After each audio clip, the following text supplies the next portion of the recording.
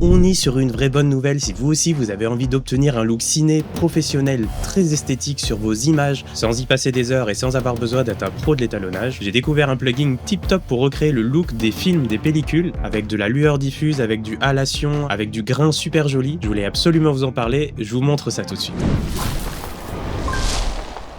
Et ce plugin, il s'appelle D'Enhancer, du verbe de-enhance en anglais, ça veut dire quoi? Amélioration, tout simplement. Et donc D'Enhancer,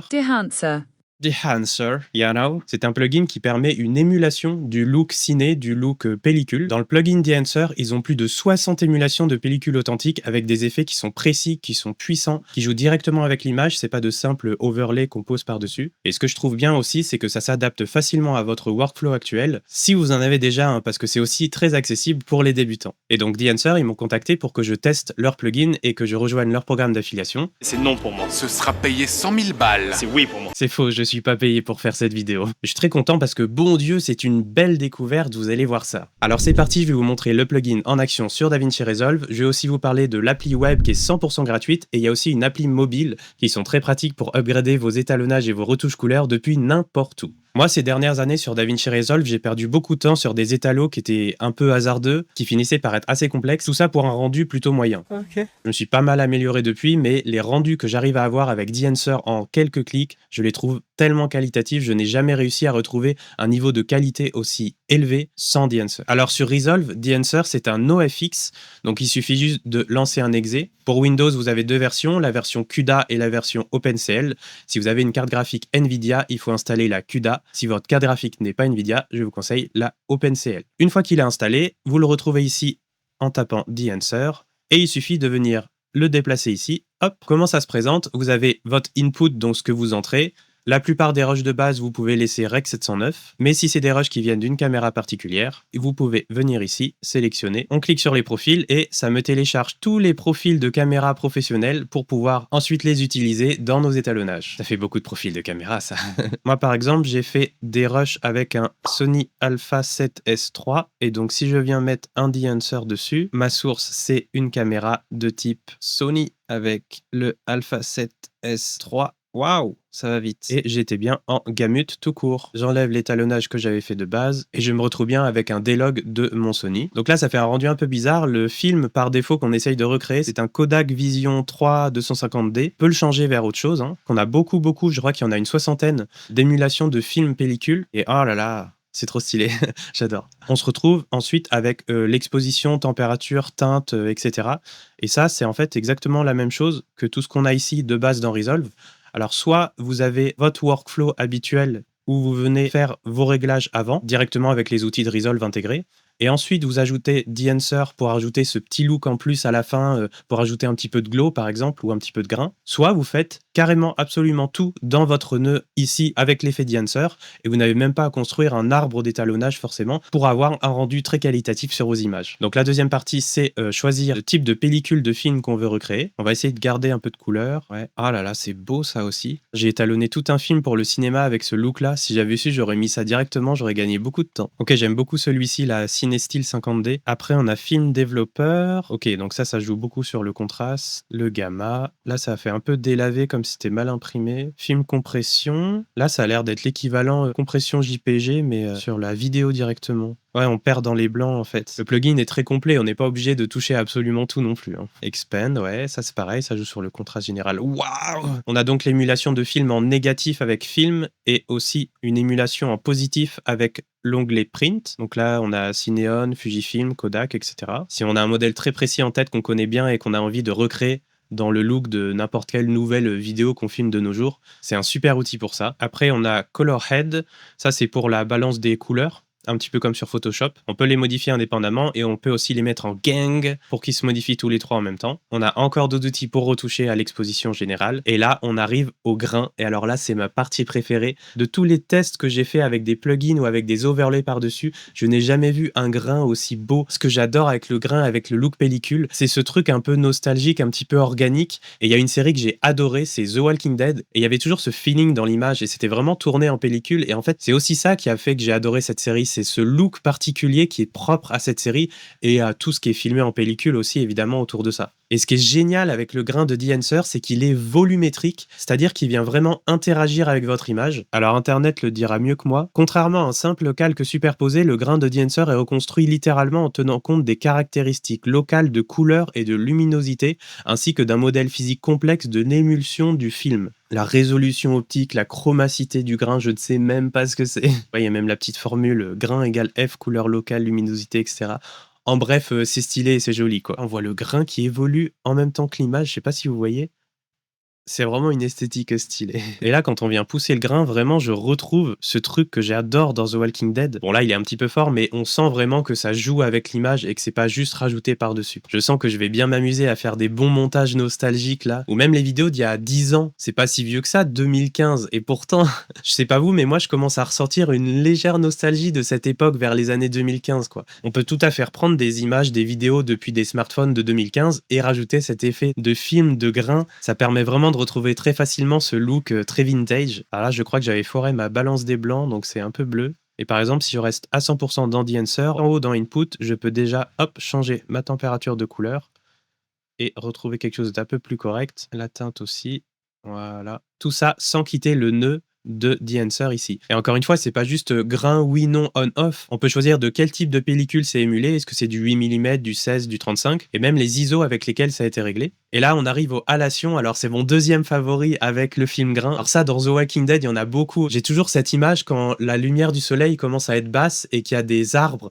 et que la lumière du soleil passe à travers et que le halation permet justement cette lueur diffuse un petit peu orangée qui vient s'étendre sur les pixels de l'arbre pour les éclairer doucement et ça crée une ambiance très dreamy, très douce. Je vais tester avec une photo que j'avais prise sur un tournage quand je prenais le son et où il y a justement cette histoire de coucher de soleil avec les arbres là que j'aime bien. Je mets The Answer. Alors, je vais enlever tout de suite le profil de film. Il y a bien le bruit. Je vais le laisser. Et donc, halation, je le enable.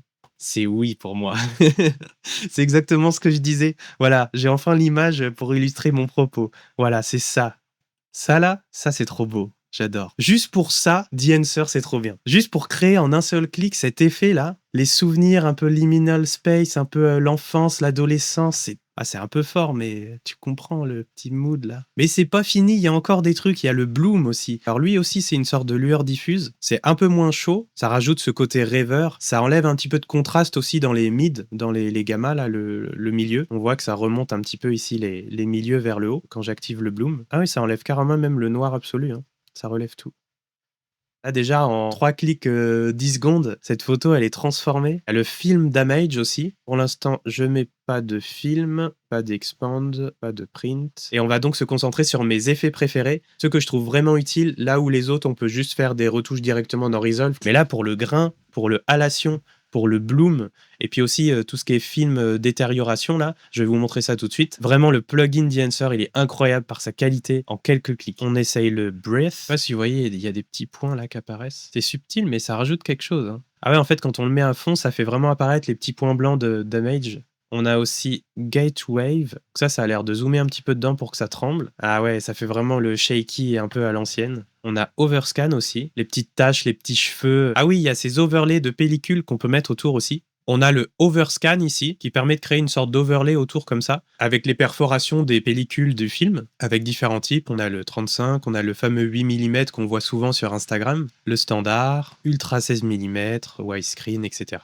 Super 35, le Ultra Panavision en mode western là. Après, on a un moniteur de fausses couleurs aussi. Une fois qu'on a retouché à notre exposition en amont, on peut voir ce que ça donne avec les fausses couleurs pour voir si on a une bonne exposition. Une indication du clipping, c'est-à-dire est-ce que ça sature dans les blancs, est-ce qu'on perd des infos, c'est trop surexposé. Le output à la fin, ça c'est le blending, on voit souvent ce mot-là sur Resolve. Donc à quel point, waouh, ça transforme. Oh, mais c'est incroyable, genre, on dirait qu'on se transporte à travers le temps et tout, c'est trop beau. Je trouve ça tellement chouette d'avoir autant de retouches en un seul nœud, sans avoir besoin de se casser la tête à savoir si je mets un truc parallèle, un truc sériel ou quoi. Tout est directement ici, à la fois pour les retouches de base comme l'exposition, la température, la couleur, etc. Soit on le garde ici, soit on fait tout en un.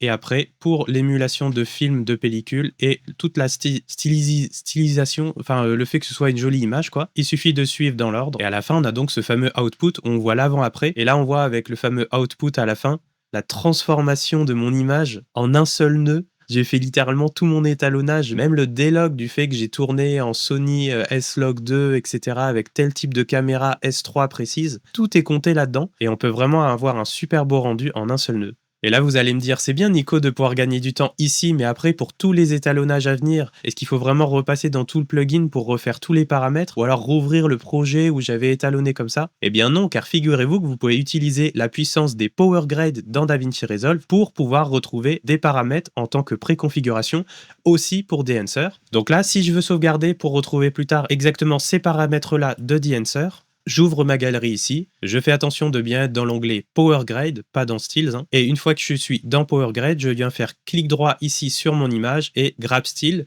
ou capturer l'image de référence en français. Ensuite, elle vient s'ajouter ici. Je peux lui donner un petit nom. Je précise que c'est pour le A7S3 quand même. Et là, si je viens me mettre sur un nœud complètement vierge et qui est en S-Log du Sony A7S3, je peux venir ici prendre mon DEnhancer V1 pour A7S3. Je le glisse dessus et paf, je retrouve exactement le même magnifique étalonnage. Ah, c'est très mignon. Waouh. Ah, ce grain, je suis très fan de ce grain-là. Avec le petit shake en plus, c'est magnifique. Et lui, si je lui mets la même, c'est vraiment qualitatif. Le plugin DEnhancer, il est donc disponible sur Resolve, mais il est aussi dispo sur Final Cut, sur les logiciels de la suite Adobe After, Premiere Pro, Photoshop et Lightroom. Il y a aussi tout ce qu'il faut pour la retouche de photos fixes, mais nous, on est plus ici pour parler de vidéo. Il est même dispo sur Affinity, qui est un concurrent de Adobe, je crois. Et ils ont aussi une application pour iOS qui permet un étalonnage cinématique directement dans votre poche. C'est donc dispo sur les iPhones pour retoucher directement vos photos que vous prenez au quotidien avec votre téléphone, mais aussi sur les iPads et ça va être beaucoup plus pratique pour les créatifs. Au niveau de la taille d'écran, je pense que c'est quand même un peu plus confortable. Je ne suis pas chez Apple personnellement, mais cette année, ça va peut-être changer. Donc ce serait l'occasion de tester l'appli iOS aussi en plus. Dites-moi dans les commentaires si vous voulez que je teste aussi l'application iOS le jour où j'aurai un iPhone. Mais c'est pas tout, il y a aussi une application qui est disponible sur le web, qui est donc accessible pour les utilisateurs de Windows et Android. Et on va la tester ensemble en direct. Je trouve qu'elle est vachement bien pour améliorer une photo de profil, si vous voulez la styliser, faire un peu genre cinématographe, tu vois. On va prendre une photo de profil avec ma bonne tête là. Tac. Et là, tout de suite, vous voyez toutes les possibilités de retouche en fonction de vos goûts, vos couleurs. Qu'est-ce que vous aimez? J'aimerais bien un petit côté un peu rétro. J'aime bien celle-ci. Quoique le bleu vert, bleu canard, c'est pas mal non plus. Ah, ça, c'est très beau, ça. Vas-y, je vais prendre celle-ci. Donc, une fois que vous avez choisi un preset, vous voyez le résultat en grand. Si vous voulez revoir tous les autres, vous pouvez y retourner en choisir un autre. Après, si ça vous convient presque, mais pas vraiment, vous pouvez aller dans Light pour ajuster la puissance de la lumière. Par exemple, moi, je vais augmenter un peu ici. La couleur. Être plus ou moins chaud ou froid. Et les effets, donc on a le fameux grain que j'adore, on peut vraiment venir l'accentuer. Le bloom que j'adore aussi, dommage qu'il n'y ait pas un petit coucher de soleil. Et évidemment le halation, je vais peut-être pas tout mettre à fond non plus. La petite vignette qui va bien, l'exposition, est-ce que c'est une vignette plutôt claire ou sombre, la taille de cette vignette et la plume, c'est-à-dire est-ce que c'est brut ou est-ce que c'est adouci petit à petit progressivement. Et donc sur la droite, on peut recropper si c'est une image de téléphone un peu trop grande ou des choses qui sont dans le champ qu'on veut pas. On peut voir avant-après l'original. Ça, c'est pour mettre en plein écran. On peut ajuster donc les fameux outils qu'on vient de voir. Exposition, contraste, la température entre bleu et jaune, on va dire. La teinte, c'est entre vert et magenta. Le color boost, c'est à quel point c'est saturé en couleur ou noir et blanc. Et donc, on va voir les trois effets que j'adore, grain, bloom et halation. Qu'est-ce que ça peut faire? Donc, le grain, si je l'ajoute, ça fait ça. C'est très chouette. Le bloom, si je l'ajoute, ah waouh!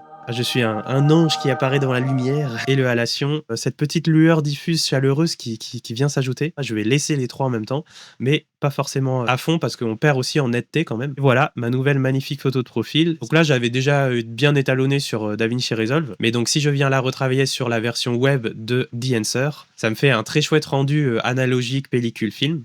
Et donc quand on a fini, on l'exporte. On peut garder en lossless pour être en très grande qualité. Ça vous fait donc un TIFF. Attention, les TIFF ne sont pas lisibles partout. Et sinon, vous avez en JPEG normal ou en JPEG un petit peu plus léger, optimisé pour le web, notamment si vous publiez ces photos sur un site web. Et je me retrouve bien avec ma magnifique nouvelle photo de profil, tout à fait stylisée avec un très joli grain. Dans les plugins disponibles sur le site de DEnhancer, vous avez une version Pro et une version Light. Et vous avez aussi les effets à part, donc le grain de film, le bloom, le halation, mes trois petits cœurs là, le breath and damage qu'on a vu aussi, et le moniteur, pour les fausses couleurs notamment. Donc on peut prendre juste un seul effet à part si on est intéressé que par une fonctionnalité particulière et qu'on a déjà notre workflow de couleurs d'étalonnage à côté. Ou alors on prend la version Light ou la version Pro. La version Light, elle comporte bien le grain de film et le bloom, mais par contre c'est nécessaire d'avoir la Pro si vous voulez le halation, le film damage, le film breath et le Gatewave. Moi j'ai donc la version Pro. Ils ont des plans sous forme d'abonnement, mais ils ont surtout un lifetime où tu as juste à acheter une seule fois et tu as tout à vie. Et en plus, on est sur une vraie bonne nouvelle